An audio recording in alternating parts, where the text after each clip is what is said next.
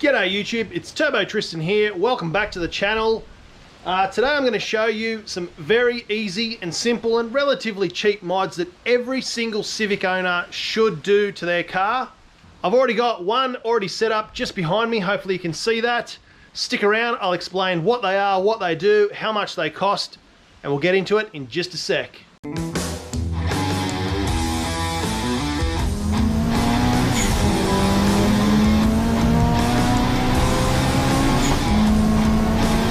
Thanks for joining me. Today I'm going to show you a mod that every single Civic owner must do to their car as soon as they get it. No questions, this one has to be done. And that mod is to replace the bush that goes in there with one of these. Okay, so what exactly am I talking about?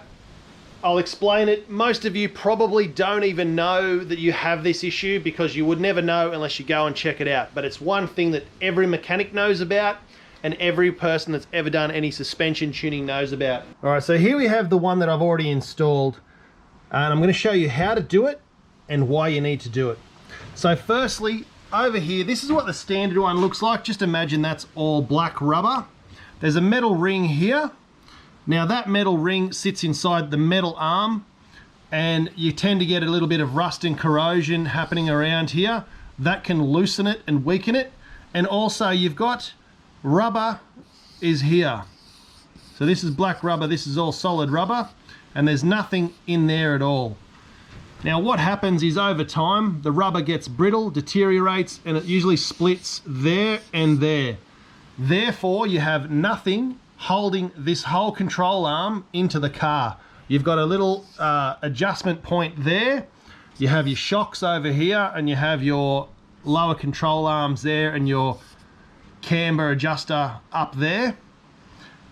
But this bit is what holds it all solid in the car. If that's moving around, then all of your alignments and everything are going to be out of whack. Hopefully that made some sense. Now this is a new disc brake setup that I'm going to be running in one of my Civics. I've got a new project coming and I'm just doing a few bits and pieces, so when I get to my new place I can bolt that in the car and get the mods cranking for you guys. Hopefully you like the color. That's fluoro yellow. Unlike the guys at Throttle, I can actually say fluoro, not flora or fluoro. It's fluoro, guys. And I've gone ahead and put a new brake disc rotor on here. This one is dimpled and slotted just to help clean the pads. I've gone ahead and got some ceramic brake pads from Protex. That's the part number there, DB1163CP. I've gone with these pads. These are an upgrade over standard. They're not crazy race pads, but they are ceramic, so they do handle the heat quite a bit. And I've replaced the hardware, put that on there, given everything a good clean. While I was at the junkyard, I actually knocked out the bushes that go in here, and I chucked those because they were all split. And I've pressed in a Nolithane solid rubber bush for the back. Comes with the pin here. Now you'll need two of these. They're sold as a single unit. 46398G is the part number. Now in my car, I actually bought the cheap replacement ones of these to pass roadworthy. Put them in. I drove about 10 kilometers to the roadworthy place and they actually split. So don't use the cheap ones. These are about 50 or 60 bucks each, so it's going to cost you $120 to sort this mod out. Anyone can do it in their own backyard. I'll show you how in just a moment. The reason why I choose these ones over hard race or standard OEM replacement is because that metal ring that goes around here, if that's not in perfect, it's going to throw out your whole alignment. And it's going to put extra stress on the rubber joints here. These ones are rubber mounted. I'll open it up in a second and show you. It's a solid piece of rubber, pops in and it doesn't move around, but it takes any vibration or anything out of this mounting, and then that mounts to the bottom of the car. So here we are. This is how it comes. It already comes assembled for some reason. Don't ask me why, but you need to pop that out straight away. And you can see there's a big rubber lip on the back. That pushes through, and then it locates itself there and it's fully solid all the way through. You've got a nice nylon tube in the middle, so this can slide through. Normally I would use white line. I used white line in my own Civic I chose to use white line because I use all of their products in my suspension setup. Front and rear sway bars, all bushes and everything like that are all white line. That's an Aussie company. So is Nolithane. The only real difference, they're exactly the same design. They could even be made in the same place, I really don't know. These ones are red, they stick out a bit. Doesn't really go with the fluoro yellow. I would have preferred the black ones. They were just sold out all around the country, so I managed to get some red ones for the same price. Basically what you need to do is press that in there like so. Now I've mucked around quite a bit. I tried to use my vise, I tried to use a press, all sorts of things, and I couldn't get it in. The most simplest way was I put a little bit of grease on there and around this surface, and I just stood on it with my weight and it just popped straight in. Last time I used a bearing press. The place I worked for happened to have one, so I just used that. Another way to do it, and you can do this on the car if you happen to have some flat steel plate and a very long bolt. What you do is drill a hole through, put the flat plate on one side, the very long bolt goes through everything, that goes in there, and then you just tighten it up, put a spanner on this side and the socket on that side, zip it up, and it will pull it all into place, and then that will become lodged in the middle there. So that's one way to do it. I haven't tried that method yet. I really wanted to in the video, but I didn't want to cut up pieces of metal and drill holes through it when I could just stand on it with my boots. So what you need to do, put it on some flat ground, pop that on there like that, and then stand on it.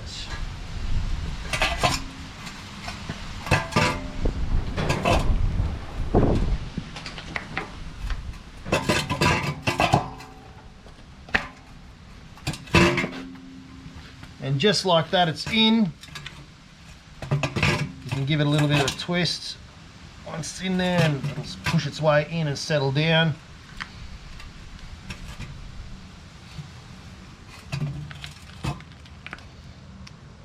And there you go. That's how I did it. Nice and simple. That's centered. The grease around there is going to stop that from rusting. There's no metal piece to get off center. Takes all the vibration out, and then that's done.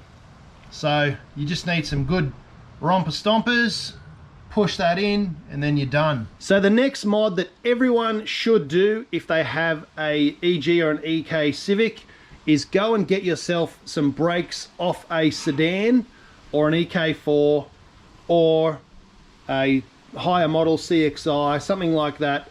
The higher models have disc brakes on the rear. It's the same on the EK4 and the EJ8, EM1, all of the EK1 sedans have it, even in the lower models. And what that gets you is a disc brake conversion. What I did is I went down to the wreckers, undid the bolt there, took the bolts off the suspension just like you would if you were changing coilovers, hacked off the brake line, and then I took out the handbrake cables. I've got the handbrake cables packed away in storage. I'll show you a full install of how to do the swap when I get to my new place and I get the car unveiled. But everyone should do this. Go down to the wreckers. It'll take you an afternoon. Find a car, rip the brakes off, chuck away the rotors, keep the calipers and all the handbrake cables, and then get yourself some new ones.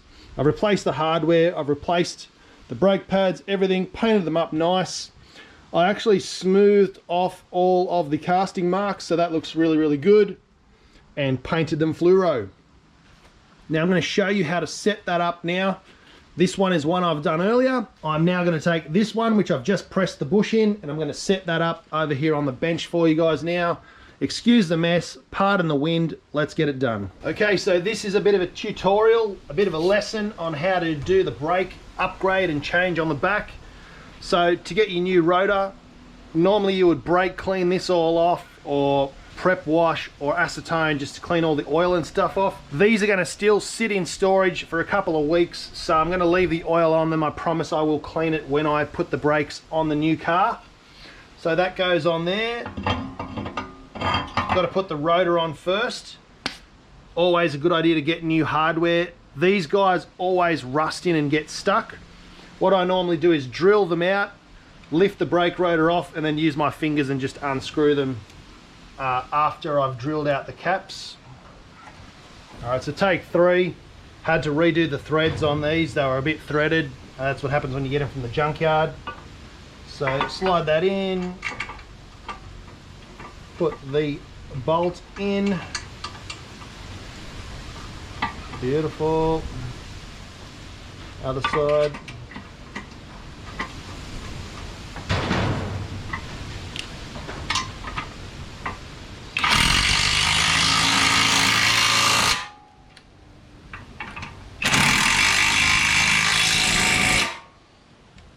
Alright, so that's done. What you need to do is take your brake pads then, the one with the little wear indicator. So what this does is when your brakes get down to this little bit of metal, it'll actually squeal and squeak and make all kinds of noises when you put the brakes on. That's just telling you that you don't have much pad left. You can still drive on it, but the metal's going to be scratching on the brake rotor and you don't have much left. So that's a good indication to change them if your brakes are making a noise. You always put that down to the bottom. Now there's some little clips that go in here. I've got to find them, don't know where they are, but you just put your pad in like so. Other one in on the other side. See how they're not staying in there? I'll see if I can find some. Alright, so here are the little pad keepers, brake pad keepers. Now they go in like that. Push them down. One at the top. There you go. Now do the other side. That should stay in there now.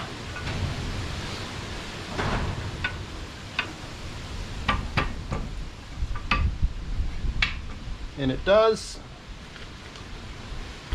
There you go, both sides in. Caliper on, the handbrake cable goes up to the top.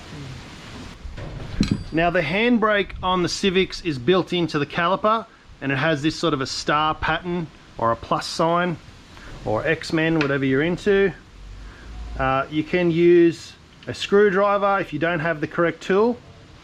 I'm just using a pry bar to wind that back. Like so, and you should always have it so that the plus sign is facing up. And that should be enough room to slide in there like so.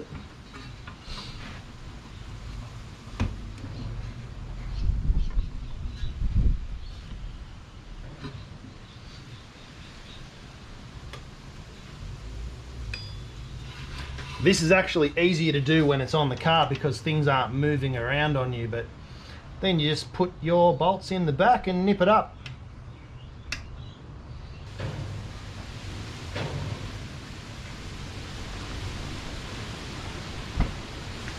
And there we have it. The rear brake setup is done. Just need to put this in and that just slides in there. You don't need any grease for that, just pushes in. And then that's done. This I definitely recommend on every single Honda Civic. Do it now, get it done. Trust me, I bet you if you haven't looked at yours for about a year, this bush here is going to be split to all get out. While you're going, good idea to upgrade to some braided brake lines. These are safe brake ones. I've used them before on my Civic. My friend Gary's got them on his, and I'm going to put them on this one as well. These will set you back around about $180. You can find them safe brake on eBay, type in for any car. The brake rotors are about 50 bucks each with the slots and dimples. Paint is up to you. These are about 10 bucks for a set of 8, and that'll do the front and back for all of your rotors. And as I mentioned before, these are about $50 or $60 delivered. That's in Australian dollars. If you're in America, you could probably half that, so it's a really, really cheap upgrade. Brake pad part number, there it is again. This part number will actually be the same in every brand of brakes that you choose to use. The 1163 is the size of the brake pad, and then DB or CP will be depending on who makes it, what it's made out of, how good they are, etc. But that's the size, 1163. So remember that one. The next thing you're going to want to do after you've upgraded the brakes on your drum brake rear end for your Civic hatch is go to the wreckers and find yourself an Integra, a Accord, an Odyssey, a CRV, anything like that. Find some big brake calipers, ones that have the part number 17CL15VN. These will be a direct bolt-on to your Civic. It looks like it won't fit, but it actually will. This distance here, hole to hole, is the same as on your Civic. And then you grab the big brakes for the front. Now again, I've cleaned these up. They had all sorts of casting marks and chunks and lumps all over them. I've smoothed all of those off and painted them fluoro yellow. Now to get the brake rotors, what you're going to need to do is get yourself a set of Mini Cooper brake rotors. These ones I got from Max Peating Rods. There's the part number there. And these are 280 mil, I'm pretty sure.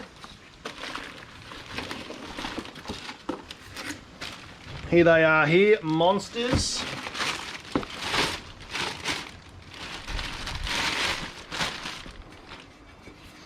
So just absolutely awesome. And they work together with that. I run this on my Civic. Let's measure them up for you guys. They are 282 mil disc rotors.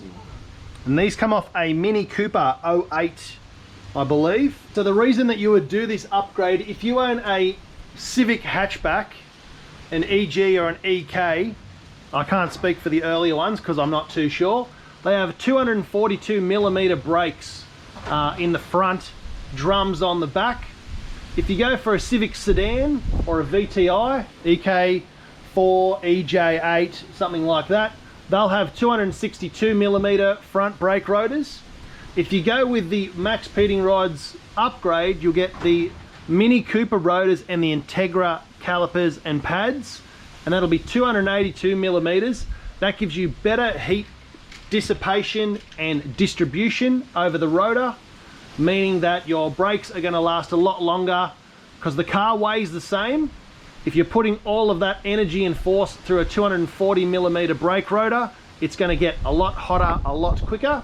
So by upgrading to the 282, you're giving yourself a lot extra either side, a lot more meat, a lot bigger pad surface area, and that's going to help dissipate the heat a lot better. Or if you're loaded, you could go and spend a ton of money and get some 300 mil rotors, 6 piston calipers, some crazy brake pads and rotors and everything, and get that done. But this is the poor man's brake upgrade. I always use the Max Peating Rods Mini Cooper rotors. All right, it's time to read out some comments. Hopefully you can hear me okay with the wind.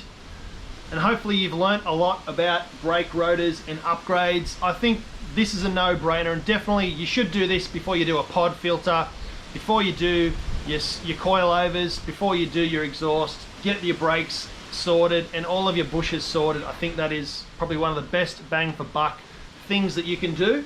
Now let's dive into some comments and see what we've got.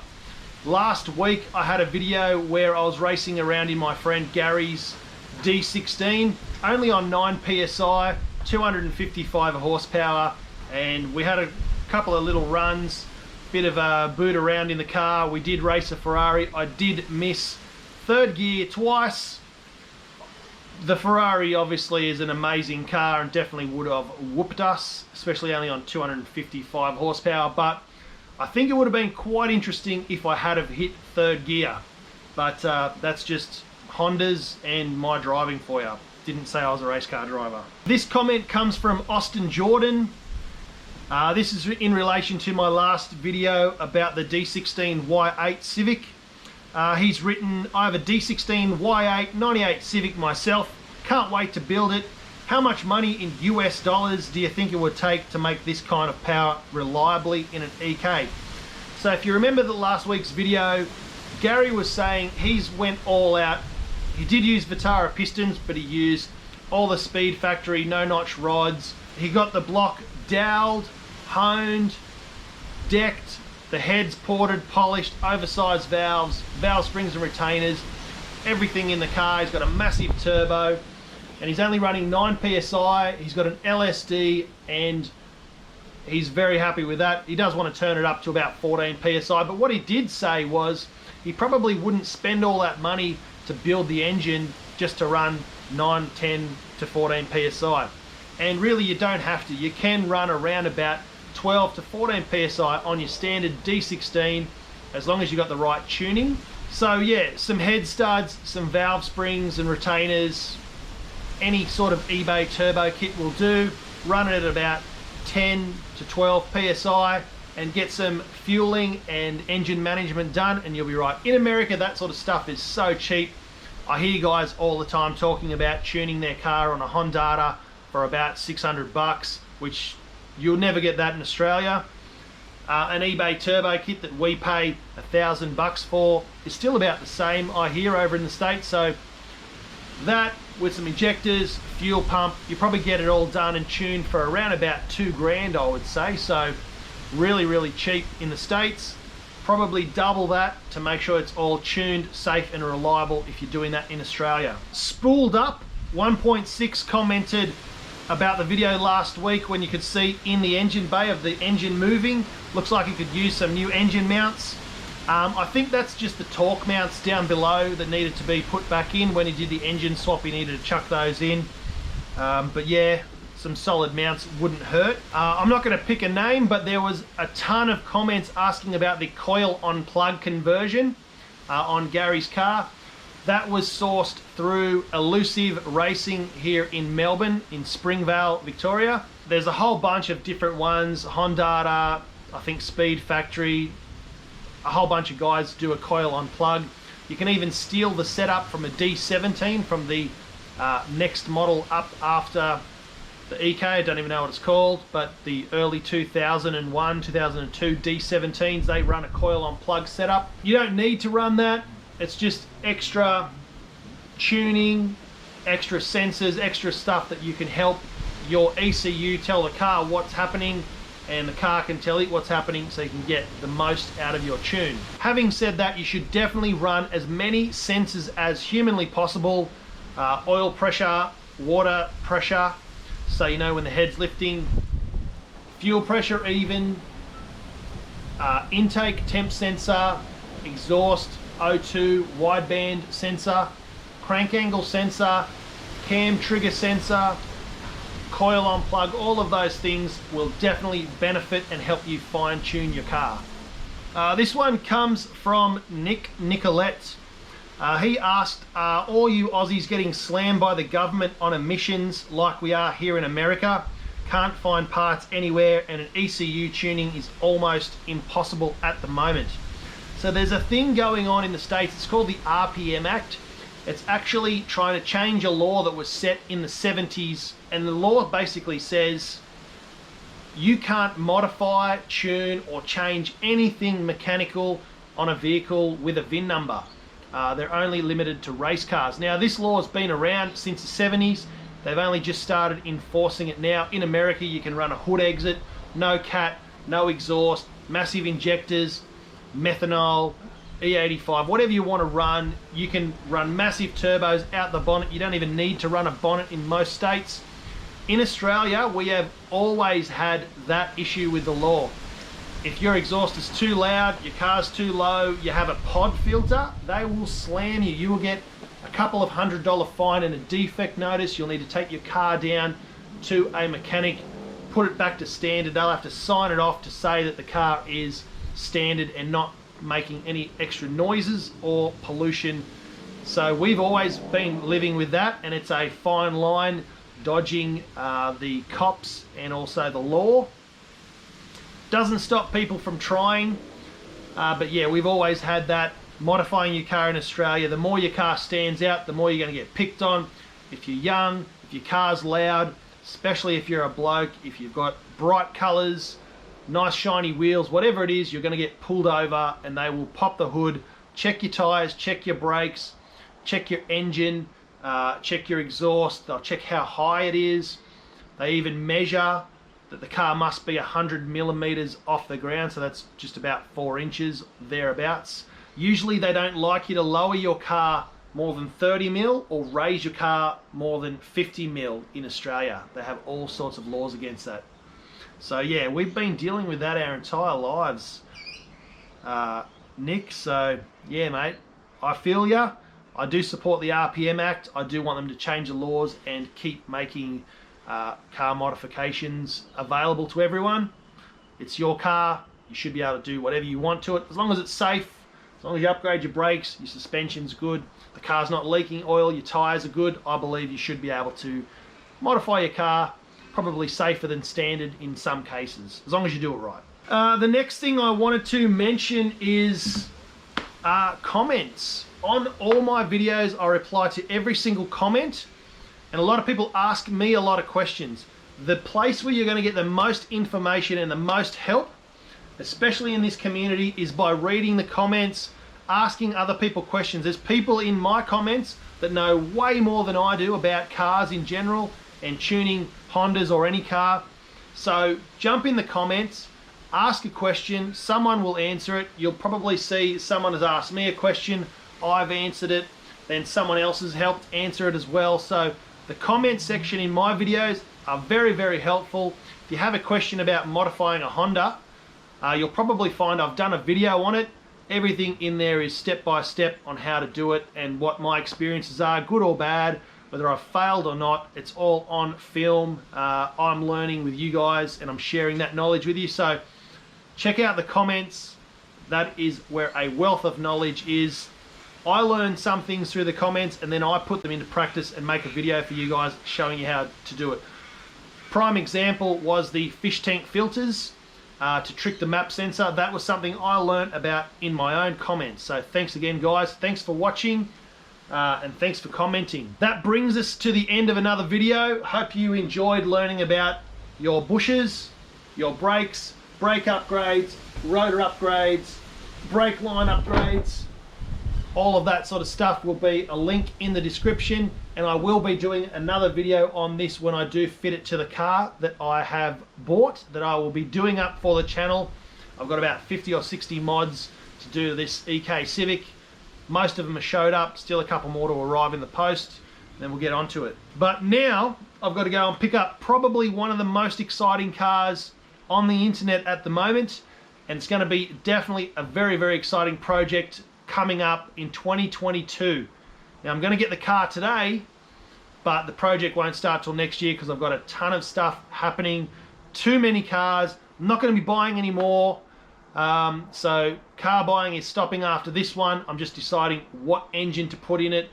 Most likely it's going to be a K-swap, but I'm kind of thinking a DSG Volkswagen engine that's already turbo, but we'll see. Hopefully we'll do some wheel stands. But anyway, until that happens, make sure you like, subscribe, mutilate the like button, mutilate the subscribe button, turn on your bell notifications, click everything, just turn it all on. We'll see you in the next video. Don't forget to spool up. See you guys.